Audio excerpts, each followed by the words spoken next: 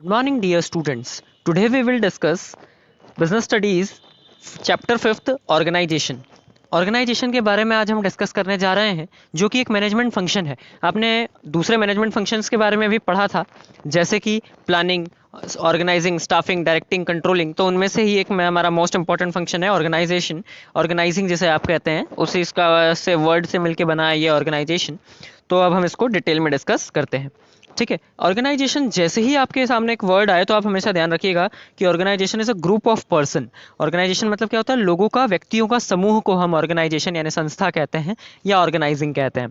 And organization is a group और association of people, यानी कि लोगों के ग्रुप को या एसोसिएशन को who joins hands together to work in coordination for achieving the organizational objectives. जो कि साथ में मिलते ही इसलिए हैं ताकि वो अपने गोल्स को, अपने टारगेट्स को अचीव कर सकें और बेस्ट तरीके से काम करके आउटपुट शो कर सकें। That is called organization. मतलब जब बहुत सारे लोग मिलकर के बहुत सारे रिसोर्सेज का यूज़ करके और बेस्ट रिजल्ट लाने की कोशिश करें, दैट इज कॉल्ड ऑर्गेनाइजेशन। ठीक है, उसे हम एक ऑर्गेनाइजेशन कहते हैं। अब एक ऑर्गेनाइजेशन की क्या क्या फीचर्स होते हैं, क्या क्या कैरेक्टरिस्टिक्स होते हैं, उन्हें हम यहाँ पर डिस्कस करेंगे। सबसे पहली कैरेक्टरिस्टिक्स है डिवीजन ऑफ एक्टिविटीज़।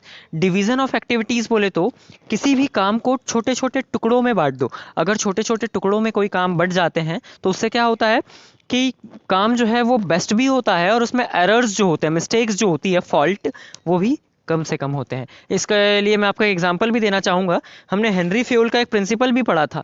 क्या प्रिंसिपल था उनका? Division of work. पहला ही ये जस्ट वही है, division of work, division of activities, एक ही बात है।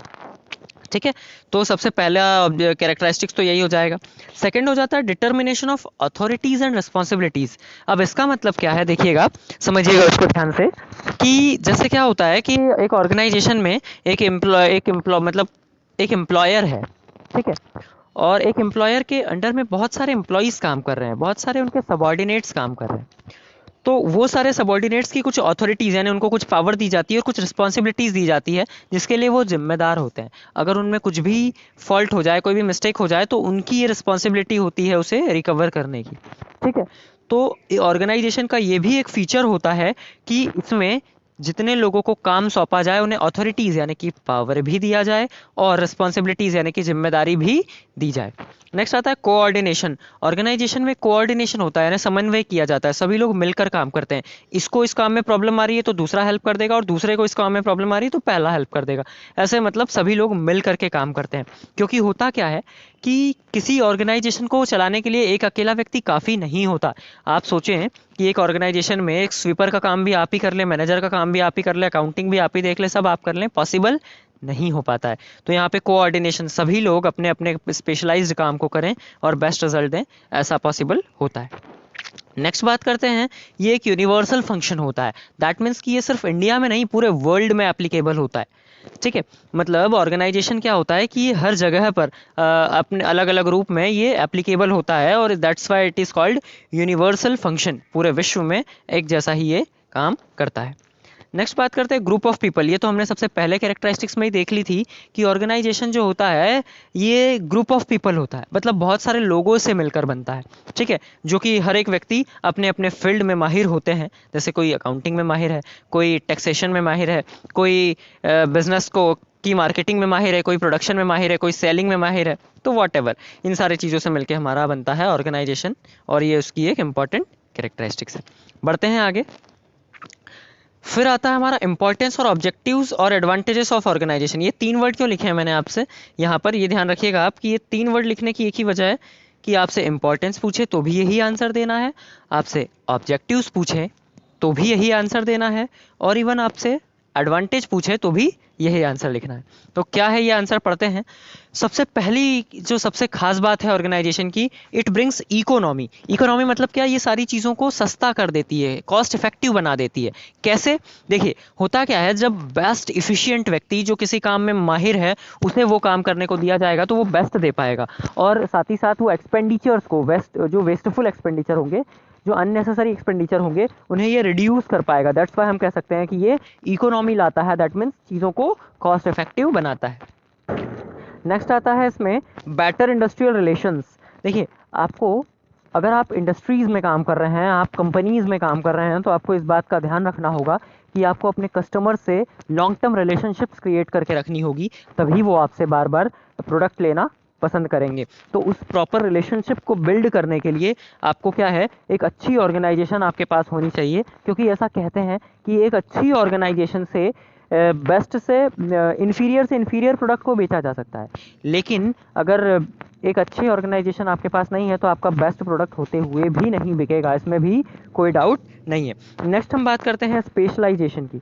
अब स्पेशलाइजेशन से यहाँ पर मतलब क्या है कि हर एक व्यक्ति का एक अलग अपना टैलेंट होता है। जैसे कोई अकाउंटिंग में माहिर है, मैंने आपको बताया, तो वो अकाउंटिंग बेस्ट कर लेगा। कोई सेल्स में माहिर है तो वो सेल्स बेस्ट कर लेगा। कोई प्रोडक्शन में माहिर है तो वो प्रोडक्शन बेस्ट कर लेगा। मतलब जो व्यक्ति जिस पर्टिकुलर फील्ड में माहिर है, जो उसका एक्सपर्ट है, वो उस काम को प्रॉपर तरीके से कर पाएगा और बेस्ट रिजल्ट दे पाएगा। ठीक है, जो चीज़ पॉसिबल होती है सिर्फ और सिर्फ ऑर्गेनाइजेशन में, क्योंकि ऑर्गेनाइजेशन में जिस व्यक्ति के पास जिस टाइप का टैलेंट है उसे वही काम सौंपा जाता है और वो अपने इस काम को बेस्ट तरीके से करके आउटपुट शो करता है। नेक्स्ट बात करते हैं प्रॉपर यूटिलाइजेशन ऑफ रिसोर्सेज।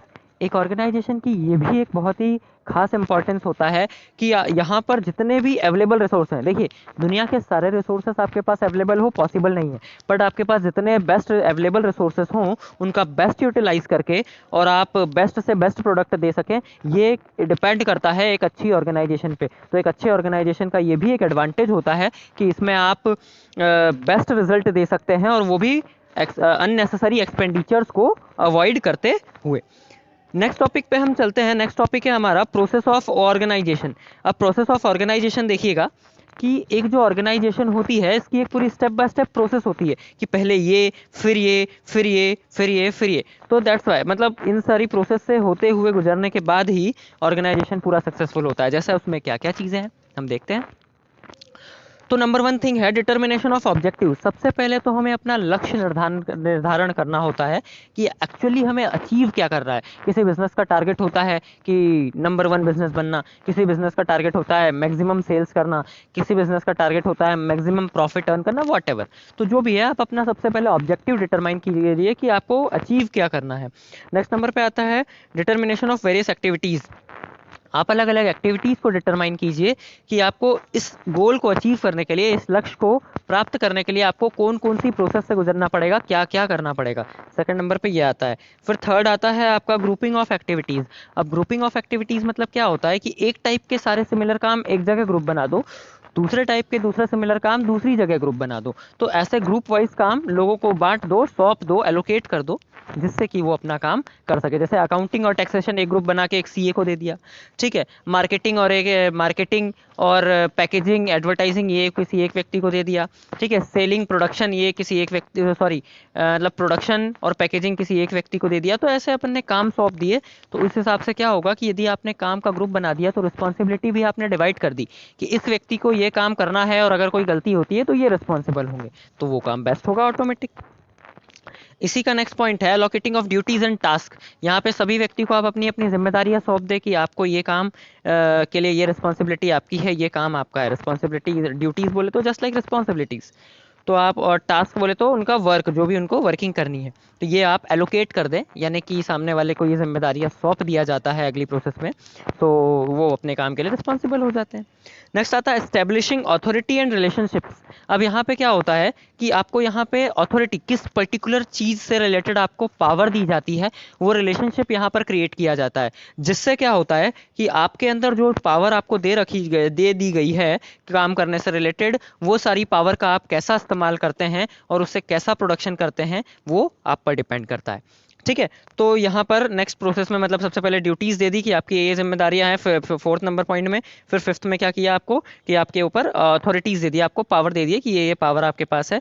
और लास्ट आता है कोऑर्डिनेशन ऑफ एक्टिविटीज, और फिर क्या होता है सारे एक्टिविटीज को जोड़ करके ओवरऑल परफॉर्मेंस निकाला जाता है, ठीक है। जैसे एक एग्जाम्पल लेते हैं, 5 अलग अलग टीचर्स को 5 अलग अलग सब्जेक्ट दिए गए, किसी को अकाउंट्स, किसी को बीएस, किसी को आईपी, किसी को इंग्लिश, किसी को हिंदी, या मैथ्स वालों को मैथ्स, ठीक है। अब क्या है कि 5 में से 4 टीचर ने बेस्ट रिजल्ट दिया और एक टीचर किसी का मान लीजिए रिजल्ट खराब हो गया, तो क्या होता है कि इससे ओवरऑल परसेंटेज पर फर्क पड़ता है, और एकदम से ऐसा नहीं होता कि बच्चा बिल्कुल जीरो पे चले गया। क्या होता है कि उसके परसेंटेज में थोड़ा सा डिक्रीज हो जाता है, बाकी 4 सब्जेक्ट मिला के उसे संभाल लेते हैं। That is the advantages of organization. मतलब यहाँ पे ऑर्गेनाइजेशन में क्या होता है कि सभी लोग मिल करके काम करते हैं। एक आदि का थोड़ा सा परफॉर्मेंस कम भी हो गया तो फर्क तो पड़ता है, लेकिन कम फर्क पड़ता है क्योंकि बाकी लोग उससे मिल करके इंप्रूव कर देते हैं, ठीक है, उसे गिरने से बचा लेते हैं। That is the example of organization. आगे बढ़ते हैं हम। एक ऑर्गेनाइजेशन का स्ट्रक्चर कैसा होता है ये देखेंगे हम। तो और एक ऑर्गेनाइजेशन का 2 टाइप से स्ट्रक्चर हो सकता है। नंबर 1 फंक्शनल स्ट्रक्चर और दूसरा डिविजनल स्ट्रक्चर। ये 2 टाइप से इसके स्ट्रक्चर हो सकते हैं। फंक्शनल स्ट्रक्चर में क्या होता है कि हर एक डिपार्टमेंट को एक अलग ही सेपरेट डिपार्टमेंट बना दिया जाता है। जैसे अकाउंटिंग डिपार्टमेंट तो एक अलग ही डिपार्टमेंट है अकाउंटिंग, एक टैक्स डिपार्टमेंट तो एक अलग ही डिपार्टमेंट है टैक्सेशन, एक सेल्स डिपार्टमेंट एक अलग ही डिपार्टमेंट सेल्स मतलब सेल्स, एक है एडवर्टाइजिंग डिपार्टमेंट तो वहाँ एडवर्टाइजिंग से रिलेटेड काम, एक है प्रोडक्शन डिपार्टमेंट तो खाली फैक्ट्री का काम ही हो रहा है, ऐसा। और डिविजनल ऑर्गेनाइजेशन स्ट्रक्चर जो होता है, इसमें क्या होता है कि प्रोडक्ट के हिसाब से बांट दिया जाता है। जैसे पतंजलि के टूथपेस्ट एक जगह बन रहे हैं, पतंजलि के शैम्पूज अलग, मतलब यहाँ पे प्रोडक्ट के हिसाब से डिपार्टमेंट्स को बांट दिया जाता है। यहाँ पर डिपार्टमेंट के काम के हिसाब से बांट दिया जाता है, और यहाँ पर डिपार्टमेंट के प्रोडक्शन के यानी कि प्रोडक्ट्स के हिसाब से डिपार्टमेंट्स को बांट दिया जाता है। प्रोडक्ट के हिसाब से डिपार्टमेंट को बांट दिया जाता है, ध्यान रखिएगा, ठीक है ना। कन्फ्यूजन तो नहीं होगा यहाँ तक। कुछ भी कन्फ्यूजन यदि होता है तो कमेंट सेक्शन में लिखें, I will try my best to solve all your doubts. बढ़ते हैं आगे हम। नेक्स्ट आता है हमारा एक बहुत ही इंपॉर्टेंट क्वेश्चन जो कई बार बोर्ड एग्जाम में पूछा जा चुका है। Differentiate between formal organization and informal organization. अब देखते हैं हम कि फॉर्मल ऑर्गेनाइजेशन और इनफॉर्मल ऑर्गेनाइजेशन में क्या डिफरेंस होता है। ठीक है, सबसे पहला तो नाम से ही क्लियर हो रहा है, फॉर्मल ऑर्गेनाइजेशन और इनफॉर्मल, मतलब इसमें एक ऐसा ऑर्गेनाइजेशन जिसमें फॉर्मेलिटीज हो उसे हम कहते हैं formal organization. The organization having formalities is called formal organization. Informal की बात करते हैं तो the organization having no formalities is called informal organization. एक ऐसी ऑर्गेनाइजेशन जिसमें कोई फॉर्मेलिटीज नहीं होती है उसे हम क्या कहते हैं, इनफॉर्मल ऑर्गेनाइजेशन कहते हैं। पर्पस की बात करें तो फॉर्मल ऑर्गेनाइजेशन का मेन पर्पस होता है किसी एक टारगेट को अचीव करना, जबकि आपके इनफॉर्मल ऑर्गेनाइजेशन का जो है पर्पस होता है सोशल सेटिस्फैक्शन, सभी को सेटिस्फाई कर देना, ठीक है, सभी को संतुष्ट कर देना। साइज की बात करें तो जनरली फॉर्मल ऑर्गेनाइजेशन जो होते हैं वो बड़े बिजनेस के लिए होते हैं, it is generally large in size, लेकिन इनफॉर्मल ऑर्गेनाइजेशन जो है हमेशा स्मॉल बिजनेस के लिए, छोटे मोटे बिजनेस के लिए होते हैं। स्टेबिलिटी की बात करें कौन ज़्यादा दिन तक चलते हैं, तो देखिए फॉर्मल रिलेशनशिप, फॉर्मल ऑर्गेनाइजेशन ज़्यादा दिनों तक स्टेबल होते हैं, मतलब काफ़ी दिनों तक होते हैं। लेकिन जो आपका इनफॉर्मल ऑर्गेनाइजेशन है थोड़े टाइम के लिए होता है, कभी भी बन गया, कभी भी टूट गया, कभी भी ख़त्म हो गया, कभी भी नया क्रिएट कर लिया, ये फ्लेक्सिबल होता है, ठीक है। नेक्स्ट बात करें रिलेशनशिप किस टाइप का होता है इसमें, तो फॉर्मल ऑर्गेनाइजेशन में सुपीरियर और सबॉर्डिनेट का रिलेशनशिप होता है, यानी बॉस और एम्प्लॉय का रिलेशनशिप या एम्प्लॉयर एम्प्लॉय का रिलेशनशिप होता है। लेकिन इनफॉर्मल ऑर्गेनाइजेशन में कोई भी रिलेशनशिप नहीं होता, सब लोग अपना अपना काम कर रहे हैं, ठीक है, इस टाइप से रिलेशनशिप होता है, और जिसमें कई बार गड़बड़ें हो जाती है, मिस्टेक्स हो जाती है, जिसका कोई भी सॉल्यूशन नहीं निकल पाता, ठीक है। तो ये भी एक डिसएडवांटेज है इनफॉर्मल ऑर्गेनाइजेशन का। बढ़ते हैं आगे। नेक्स्ट है आपका डेलीगेशन ऑफ अथॉरिटी और डिसेंट्रलाइजेशन। देखिए एक्चुअली ये 2 टॉपिक हैं, एक होता है डेलीगेशन ऑफ अथॉरिटी, एक होता है डिसेंट्रलाइजेशन। अब मैं दोनों के बीच में आपको डिफरेंस समझा देता हूँ पहले, तो मतलब थोड़ा सा बेसिक बता देता हूँ, फिर हम इसके डिफरेंस को पढ़ेंगे। डेलीगेशन मतलब होता है मैं बॉस हूँ, मेरे जो भी असिस्टेंट है उसको मैंने मेरा पर्सनल काम सौंप दिया कि यार ये काम है, इसको आप ये देख लो, फिर मैं साइन कर दूंगा इसके ऊपर, दैट इज कॉल्ड डेलीगेशन। और डिसेंट्रलाइजेशन में कैसा है कि मेरी कंपनी है, अब मेरी कंपनी में वैसे तो सारे काम मेरे हैं, पर मैंने एक मैनेजर रखा जो सारे प्रोडक्शन देखेगा, एक मैनेजर रखा जो सारा सेल्स देखेगा, एक मैनेजर रखा जो पूरे अकाउंट्स देखेगा। तो इन सभी लोगों को मैंने पावर डिवाइड कर दी, अकाउंटिंग की पावर अकाउंटिंग मैनेजर को, सेल्स की पावर सेल्स मैनेजर को, मार्केटिंग की पावर मार्केटिंग मैनेजर को, ऐसे मैंने काम बांट दिए। तो वैसे तो सारे मेरे काम है, पर मैंने इन सबको क्या किया, डिस्पर्स कर दिया, क्योंकि मैं सारे काम अकेले नहीं कर सकता हूँ, दैट इज डिसेंट्रलाइजेशन। और डेलीगेशन में क्या था कि यार मुझे कोई काम दिया गया है, वो मैं अपने असिस्टेंट को देकर के काम करवा रहा हूँ, दैट इज डेलीगेशन। तो बहुत ज़्यादा डिफरेंस तो नहीं है, पर एक छोटा सा बेसिक डिफरेंस है जो कि हम इसके डिफरेंस जब पढ़ेंगे तो क्लियर हो जाएगा। तो नेक्स्ट क्वेश्चन आपका 2 नाम से पूछा जा सकता है, या तो आप डेलीगेशन ऑफ अथॉरिटी के एडवांटेज बता दीजिए, या डिसेंट्रलाइजेशन, मतलब डिसेंट्रलाइजेशन के एडवांटेज पूछे तो भी यही आंसर बताना है आपको, और डेलीगेशन ऑफ अथॉरिटी के आंसर पूछे तो भी यही आंसर बताना है आपको। तो देखते हैं क्या है हमारा ये आंसर। डेलीगेशन या डिसेंट्रलाइजेशन का पहला एडवांटेज, मैंने देखिए ऐसे पॉइंट्स लिए हैं जो दोनों में काम आ जाए, ठीक है, मतलब ऐसा बिल्कुल ब्रह्मास्त्र पॉइंट लिए हैं जो दोनों में काम आ जाएं और आपका काम आसान हो जाए, आपने एक आंसर लर्न किया और आपके 2 आंसर रेडी हो जाएं, ऐसा काम करने की कोशिश की है। तो पहला पॉइंट है reduce the burden of top level.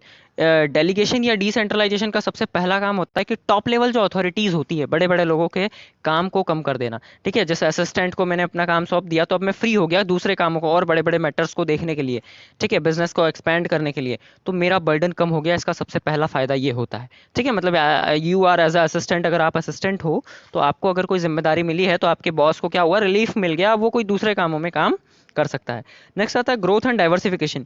यदि कोई भी सुपीरियर किसी पर्टिकुलर काम में ही फंसा रहे तो वो अपनी और ग्रोथ करने के लिए, कंपनी की और ग्रोथ करने के लिए काम नहीं कर पाएगा।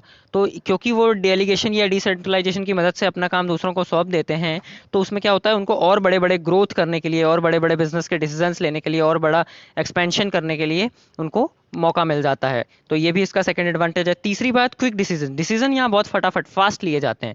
क्यों? क्योंकि यहाँ पे क्या होता है कि आपको एक पर्टिकुलर, आपको ये काम सौंपा गया तो आपको पावर दे दी तो आपने वो काम कर लिया, किसी और को कोई और काम सौंपा गया उसको पावर दे दी, उसने कर लिया।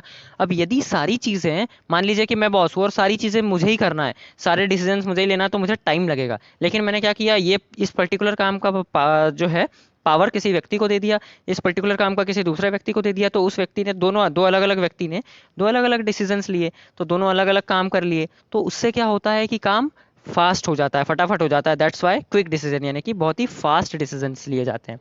नेक्स्ट आता है increase the moral of employees. अब इससे क्या होता है, देखिए दो मॉरल होता है, MORAL, मॉरल मतलब होता है जो आप सीखते हैं किसी स्टोरी से, किसी कहानी से जो मॉरल निकलता है, और ये MORAL, मॉरल मतलब होता है कॉन्फिडेंस। अब होता क्या है, इससे एम्प्लॉयज़ का कॉन्फिडेंस बढ़ता है। जैसे मैं एक मैनेजर हूँ, मुझे कोई काम करना है, तो मैंने क्या किया, अपना पर्टिकुलर काम अपने किसी असिस्टेंट को दे दिया, तो उस असिस्टेंट का भी कॉन्फिडेंस बढ़ता है कि मैं भी एक मैनेजर लेवल के काम कर सकता हूँ, और नेक्स्ट टाइम जब थोड़े टाइम बाद मुझे इतना एक्सपीरियंस हो जाएगा कि मैं भी मैनेजर के लिए अप्लाई कर सकता हूँ, तो इसलिए उससे कॉन्फिडेंस बिल्डअप होता है। नेक्स्ट आता है सुपरविजन। इससे देखिए सुपरविजन भी किया जा सकता है। जैसे एक मैनेजर ने अपना पर्टिकुलर काम किसी व्यक्ति को सौंप दिया, तो इससे क्या होगा कि वो सामने वाला पर्टिकुलर व्यक्ति वो काम भी करेगा और मैनेजर उसे सुपरवाइज भी कर लेगा, ध्यान भी रख लेगा कि प्रॉपर काम हो रहे हैं कि नहीं हो रहे हैं। और यदि वो मैनेजर सारे काम खुद ही कर रहा होता तो सुपरवाइज भी नहीं हो पाता और शायद रिजल्ट में थोड़ी बहुत कमियां रह जाती। लेकिन अब वो क्या है, उसने दूसरे को काम सौंप दिया, तो अब वो फ्री है दूसरे कामों के लिए भी, एज वेल एज वो उस काम पर भी नजर रख सकता है, उसे सुपरवाइज कर सकता है कि ये भी काम हो रहा है या नहीं हो रहा है। ठीक है, आई होप यहाँ तक आपको क्लियर समझ में आ रहा होगा। आगे बढ़ते हैं हम। नेक्स्ट जो है हमारा डिफरेंस है, difference between delegation of authority and decentralization. Delegation of authority और डिसेंट्रलाइजेशन में अपने को डिफरेंस दे रखा है। ठीक है, तो देखते हैं, इसको पढ़ते हैं, बहुत अच्छे से क्लियर हो जाएगा आपको फिर ये डिफरेंस पढ़ने के बाद में।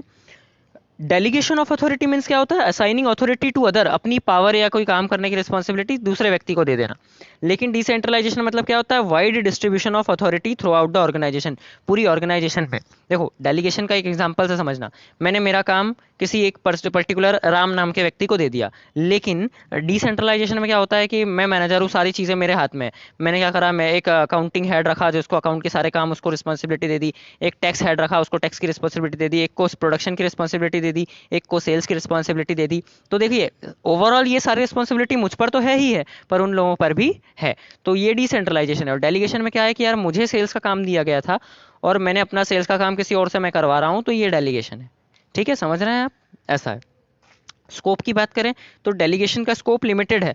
देखिए आप हमेशा अपना काम दूसरों से करवाएं, ये पॉसिबल नहीं है। लेकिन डिसेंट्रलाइजेशन हमेशा ज़रूरी है, तो इसका स्कोप वाइडर है, क्योंकि आप बड़ी बड़ी संस्थाओं में सारा काम खुद ही नहीं कर पाएंगे, आपको डिसेंट्रलाइज करना ही पड़ेगा। नेक्स्ट बात करते हैं रिस्पॉन्सिबिलिटी ट्रांसफर। डेलीगेशन में रिस्पॉन्सिबिलिटी ट्रांसफर नहीं होती। यदि मैंने अपना काम किसी और को सौंपा और उसने कुछ गड़बड़ कर दी तो जिम्मेदारी मेरी ही होगी, मैंने क्यों सौंपा। लेकिन डिसेंट्रलाइजेशन में रिस्पॉन्सिबिलिटी ट्रांसफर की जाती है, क्योंकि यदि मैंने किसी एम्प्लॉय को रखा और उसे कोई काम दिया तो डेफिनेटली ये उसकी रिस्पॉन्सिबिलिटी है कि यार अगर उसने कुछ गड़बड़ की तो वो रिस्पॉन्सिबल होगा। समझ रहे हैं आप। डिपेंडेंसी की बात करते हैं तो ध्यान रखिएगा, मतलब एक दूसरे पर कौन डिपेंडेंट होता है, ध्यान रखिएगा।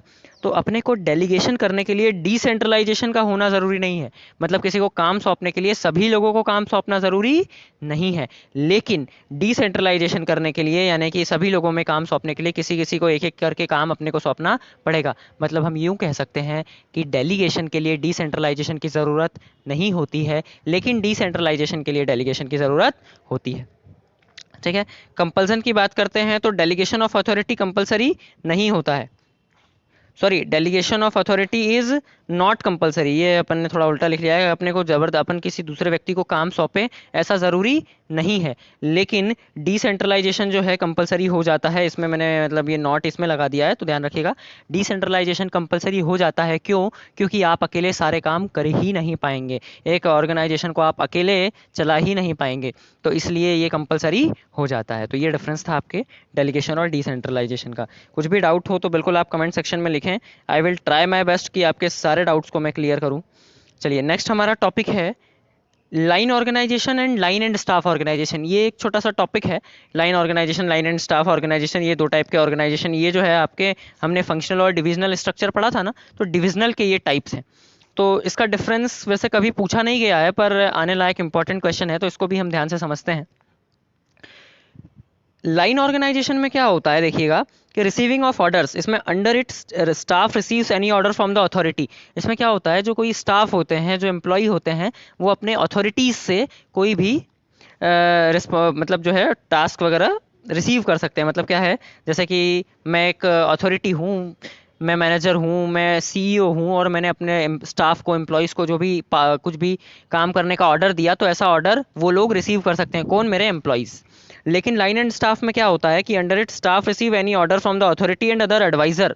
अब जो लाइन एंड स्टाफ ऑर्गेनाइजेशन, मतलब ये दो अलग अलग टाइप के ऑर्गेनाइजेशन है, एक लाइन ऑर्गेनाइजेशन और एक line and staff organization. Line organization में मतलब आप ऐसा समझिएगा, क्या होता है कि मैं कोई ऑर्डर सिर्फ मेरे बॉस से ही रिसीव करूंगा और कोई मुझे ऑर्डर नहीं दे सकता। लेकिन लाइन एंड स्टाफ ऑर्गेनाइजेशन में क्या होता है कि मेरा बॉस जो है वो तो मुझे ऑर्डर दे ही सकता है, प्लस साथ ही साथ में मुझे कुछ एडवाइजर्स भी अपने ऑर्डर दे सकते हैं, क्योंकि उनके एडवाइस से ही मैं अपना बेस्ट काम कर पाऊंगा। ठीक है, दोनों में डिफरेंस है। दूसरी बात करते हैं स्पेशलाइजेशन की। अब पहले तो मैं आपको स्पेशलाइजेशन वर्ड का मतलब बता दूं। स्पेशलाइजेशन मतलब होता है कि जो व्यक्ति जिस पर्टिकुलर फील्ड में स्पेशलिस्ट हो, एक्सपर्ट हो, उसे वही काम सौंपना। तो अब यहाँ पे ध्यान से देखिएगा कि लाइन ऑर्गेनाइजेशन में स्पेशलाइजेशन की कोई ज़रूरत नहीं होती, किसी को भी कोई काम दे दिया और करवा लिया, डिपेंड करता है ऑनर क्या चाहता है। लेकिन आपके लाइन एंड स्टाफ ऑर्गेनाइजेशन में कंसल्टेंसी की ज़रूरत होती है, जभी तो हमने बोला कि एडवाइसर जो एडवाइस देगा उस हिसाब से काम करना पड़ेगा। ठीक है, मतलब लाइन ऑर्गेनाइजेशन जनरली छोटी मोटी संस्थाओं में होता है और line and staff organization generally बड़ी बड़ी संस्थाओं में होता है। प्रमोशन की बात करें तो लाइन ऑर्गेनाइजेशन में प्रमोशन के चांसेस बहुत ही कम होते हैं, लेकिन आपके लाइन एंड स्टाफ ऑर्गेनाइजेशन की बात करें तो यहाँ पे प्रमोशन के चांस बहुत ही ज़्यादा होते हैं। ठीक है, ये ध्यान रखिएगा। नेक्स्ट बात करते हैं सुटेबिलिटी की। तो मैंने अभी आपको बताया था कि देखिए लाइन ऑर्गेनाइजेशन जनरली छोटी मोटी संस्थाओं के लिए होता है, छोटी मोटी संस्था के लिए ये बनता है। लेकिन जो आपका लाइन एंड स्टाफ ऑर्गेनाइजेशन होता है, ये लार्ज और मीडियम, बहुत बड़ी बड़ी या मीडियम मध्यम लेवल की जो ऑर्गेनाइजेशन होती है, उन लोगों के लिए भी सुटेबल होती है। नेक्स्ट बात करते हैं डिटर्मिनेशन ऑफ लाइबिलिटी। जिम्मेदारियों का, दायित्वों का जो निर्धारण किया जाता है, उस आधार पर अगर डिफरेंस निकालें तो ध्यान रखिएगा कि इसमें किसी की भी लाइबिलिटी यानी जिम्मेदारी को निकालना बहुत आसान होता है, कि उस व्यक्ति को जिम्मेदारी दे दी हमने, ये फाइंड आउट करना बहुत ही आसान होता है। लेकिन यहाँ पे रिस्पॉन्सिबिलिटी को निकालना बहुत ही टफ होता है। क्यों? क्योंकि मान लीजिए किसी एम्प्लॉय से गड़बड़ हुई, वो कह देगा मुझे बॉस ने ये ऑर्डर दिया था और एडवाइजर ने ये ऑर्डर दिया था, अब आप लोग देख लो, मैंने तो इस वजह से ऐसा गड़बड़ किया। तो यहाँ पर जो है रिस्पॉन्सिबिलिटी निकालना थोड़ा सा डिफिकल्ट हो जाता है। ठीक है, यहाँ तक तो कोई डाउट नहीं है। आई होप यहाँ तक आपको सारी चीज़ें क्लियर हो गई होंगी। बढ़ते हैं हम आगे। फिर हमारा लास्ट क्वेश्चन है, आज का लास्ट टॉपिक जो हम डिस्कस करने जा रहे हैं, difference between authority and responsibility. Authority मतलब पावर, रिस्पॉन्सिबिलिटी मतलब जिम्मेदारी। अब ये ध्यान रखिएगा कि अथॉरिटी और रिस्पॉन्सिबिलिटी एक जैसी होती है। अगर आपने किसी को पावर दिया तो जिम्मेदारी देनी ही पड़ेगी, और अगर आपने किसी को जिम्मेदारी दी तो पावर देना ही पड़ेगा। ठीक है, तो इसमें डिफरेंस पिछले 10 सालों का यदि आप रिकॉर्ड चेक करोगे तो सिर्फ एक बार आया था, 2 साल पहले आज से। तो इसलिए इंपॉर्टेंट तो है, एक बार अपन पढ़ लेते हैं इसको। अथॉरिटी का मीनिंग क्या होता है देखिएगा, authority is the legal right of superior to command his subordinate. Authority जो है एक लीगल राइट होती है, अधिकार होती है, जो कि सबॉर्डिनेट्स को दिया जाता है। ठीक है, ताकि जो है उनसे काम करवाया जा सके, यानी कि पावर, एक टाइप से अपने सबॉर्डिनेट्स को पावर देना। और रिस्पॉन्सिबिलिटी मतलब होता है ऑब्लिगेशन, यानी जिम्मेदारी देना, जिससे कि यदि वो कुछ गड़बड़ करे तो हम उनसे कंपनसेट करवा सके, मतलब उनको जिम्मेदारी सौंपना। ये दोनों में डिफरेंस होता है। नेक्स्ट बात करते हैं हम फ्लो की। तो अथॉरिटी जो है वो डाउनवर्ड चलती है। डाउनवर्ड बोले तो ये टॉप लेवल अथॉरिटी से मीडियम लेवल अथॉरिटी तक जाती है। मतलब लाइक मैं मेरी कंपनी का ऑनर हूँ, तो मैं पावर्स जो है मैं मैनेजर को दूंगा, मैनेजर उनसे छोटे एम्प्लॉय को देगा, वो उनसे छोटे एम्प्लॉय को देंगे और ओवरऑल लास्ट तक फिर वो लेबर वगैरह तक पावर छोटी छोटी जाएंगी। मतलब यूँ समझ लीजिए कि मैं टॉप लेवल अथॉरिटी हूँ, मैंने मीडियम लेवल ऑर्गेनाइजेशन को कोई पावर दी, मीडियम लेवल ने लो लेवल को दी, लो लेवल ने लेबर को कोई पावर दी, तो ऐसे काम होता है। तो ये डाउनवर्ड चलते हैं, यानी ऊपर से नीचे की ओर। लेकिन रिस्पॉन्सिबिलिटी जो है वो अपवर्ड चलती है। मतलब लाइक मैं अगर लेबर हूँ तो मेरी रिस्पॉन्सिबिलिटी मेरे नेक्स्ट लो लेवल मैनेजमेंट के पास है, लो लेवल मैनेजमेंट की रिस्पॉन्सिबिलिटी मीडियम लेवल के पास है, और मीडियम की रिस्पॉन्सिबिलिटी फिर ऊपर टॉप लेवल मैनेजमेंट के पास में है। तो ये रिस्पॉन्सिबिलिटी जो है अपवर्ड चलती है। स्कोप की बात करें तो अथॉरिटी का ज़्यादा स्कोप है, ये वाइडर स्कोप है, क्योंकि पावर देना जो है बहुत बड़ी बात होती है। लेकिन रिस्पॉन्सिबिलिटी का थोड़ा लिमिटेड स्कोप है, क्योंकि कोई भी इतना रिस्पॉन्सिबल नहीं होता है जितना कि होना चाहिए। मतलब कैसे कि यदि मैंने किसी एम्प्लॉय को काम सौंपा और उसने गड़बड़ हो गई, तो उसमें सिर्फ उसका नुकसान नहीं है कि वो पूरा कंपनसेट करेगा, कहीं ना कहीं कंपनी को भी कंपनसेट करना ही पड़ता है। तो रिस्पॉन्सिबिलिटी का कम रोल होता है, लेकिन अथॉरिटी का बहुत रोल होता है, बहुत बड़ा रोल होता है, क्योंकि आप जितनी पावर दोगे सामने वाला उतना ही काम कर पाएगा। डेलीगेशन की बात करें तो अथॉरिटी कैन बी डेलीगेटेड, इससे रिलेटेड एक ऑब्जेक्टिव आता है, बिल्कुल ध्यान से इस पॉइंट को पढ़िएगा। अथॉरिटी हम किसी को दे सकते हैं पर responsibility can not be delegated. हम अथॉरिटी जो है किसी और को दे सकते हैं कि यार हमने कोई काम किया और उसके बाद जो हमें रिवॉर्ड वगैरह मिलने वाला था, चलो मेरे को मत देना, इसको दे देना, ऐसा आप कर सकते हो। या फिर मेरी पावर जो है, मैं यहाँ का चेयरमैन था, मैं अब इसको चेयरमैन बनाता हूँ, ऐसा कर सकते हैं। बट आप रिस्पॉन्सिबिलिटी जो है किसी को नहीं सौंप सकते कि आपसे कोई गलती हो गई और आप बोलो कि यार इसकी सज़ा मुझे मत दो, इसे दे देना, ऐसा पॉसिबल नहीं होता। रिस्पॉन्सिबिलिटी आप किसी को नहीं सौंप सकते। भले ही आपने अपना काम किसी और को सौंपा है, अगर उसने गड़बड़ की तो रिस्पॉन्सिबल कौन होंगे? आप खुद होंगे। ठीक है। कंटिन्यूटी की बात करते हैं तो अथॉरिटी जो है पूरे लाइफ तक चलती है। एक बार किसी व्यक्ति को पावर दे दी तो जब तक वो उस पावर को त्याग ना दे, वो हमेशा वो पावर चलती है। लेकिन रिस्पॉन्सिबिलिटी किसी पर्टिकुलर काम के साथ खत्म हो जाती है। आपको कोई काम सौंपा, वो काम आपने खत्म कर दिया, आपकी रिस्पॉन्सिबिलिटी खत्म। तो ये हमारा ओवरऑल चैप्टर नंबर 5 था। अगर आपको कोई भी कंफ्यूजन हो तो बाकायदा आप कमेंट सेक्शन में लिखें, I will try my best to solve all your doubts. और इस टाइप के और इंपॉर्टेंट वीडियोस देखने के लिए आप हमारे चैनल को लाइक, शेयर और सब्सक्राइब कर सकते हैं। ठीक है। और भी यदि आपको किसी टाइप की वीडियो चाहिए तो आप कमेंट सेक्शन में लिखें, I will try my best to make all possible videos. ठीक है। Thank you.